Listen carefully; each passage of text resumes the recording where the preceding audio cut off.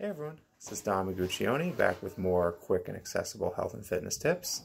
This video is a summary of week 1 of the anti-inflammatory diet that I'm trying out for 30 days, about 4 weeks.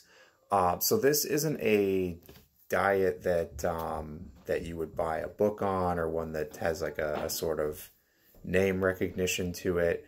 You might be able to find something that would give you some framework, but I basically just took some principles of what are foods that can cause inflammation, and then what are some that have anti-inflammatory properties, and made a little framework. So if you look in the blog post, you'll see that listed out inflammatory foods that I'm going to be avoiding for this period of time, and then listed out some foods with anti-inflammatory properties. And my guideline I gave myself is 4 servings per day of anti-inflammatory food or beverages, to see how that goes and how that does over the course of this period of time. So week 1, I think, was pretty successful. I met the goal of 4 per day. Absolutely. I mean, a lot of days I had much more than that, and was able to avoid all the foods on the inflammatory list. So overall, I'm feeling pretty good. I didn't feel like it was a lot of effort to meet those goals. I think coming off of the Whole30, I completed a Whole30 and then rolled right into this anti-inflammatory plan. So there are more foods available to me now that I can have that I was cutting out during the Whole30.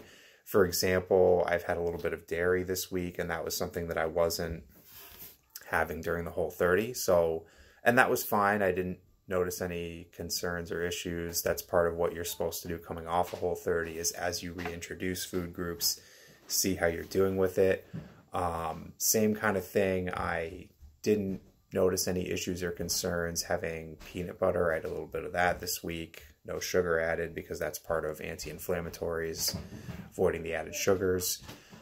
So challenges, really the only thing was at first I thought it would be a challenge to get enough of the anti-inflammatory foods. So what I did was I made a strategy to stack them together. So if I'm making some green tea, I could put some ginger or some turmeric in it. Foods, I can combine a lot of anti-inflammatory ingredients together into a salad. Coleslaw was definitely the masterpiece of the week. I think I had like 5 anti-inflammatory ingredients within that coleslaw. That's on the blog post as well.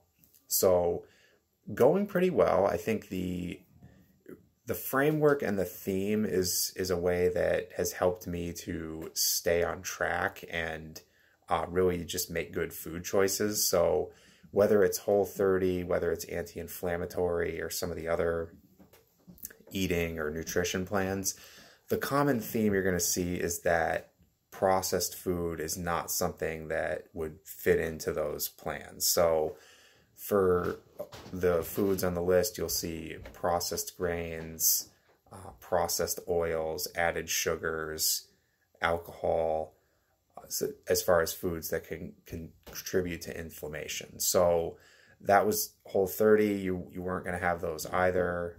If you look at things like paleo or keto, that's going to be on the list as well. So something to keep in mind. Maybe I don't know if it's so much the specific plan that I'm doing that's helping me feel good and be successful, or if it's just really giving myself a framework to not choose those processed foods, and like not having any at all, and making that sort of a hard line makes it a lot easier than if you're sort of passing by and you see a snack that you might want to eat. If you know you've got a plan that you need to stick to, if there's no processed grain, no processed oil, it makes the choice much more cut and dry, rather than I'm just going to have a little bit of a snack here, have some chips. That can sort of snowball and escalate, as we know. So week 1 of anti-inflammatory went very well. I'm feeling good. I'm feeling good energy, good mental focus, feeling good about keeping this plan up. I'm going to take it week by week like I did with the Whole30. Something I'll look ahead to next week. I'm going to try to do at least one different not anti-inflammatory meal, but meal using a couple different anti-inflammatory ingredients. So what I'm going to do next week is I'm going to try to make a chia seed pudding. Basically, you take some chia seeds and you put some sort of liquid into it.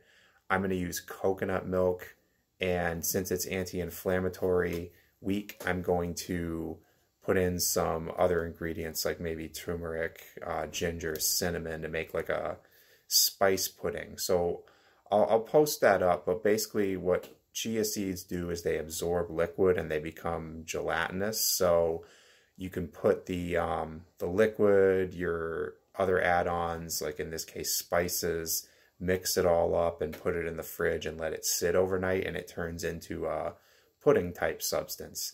The chia seeds have some great fiber, some omega-3s, good fats. Same thing, coconut oil is going to have some help. Coconut milk, I'm not using oil. You can't really mix that all around and keep it in the fridge. I'm going to have some healthy fats. And then the spices would have the anti-inflammatory benefits in this case. So I'll post next week and let you know how it's going. See you soon.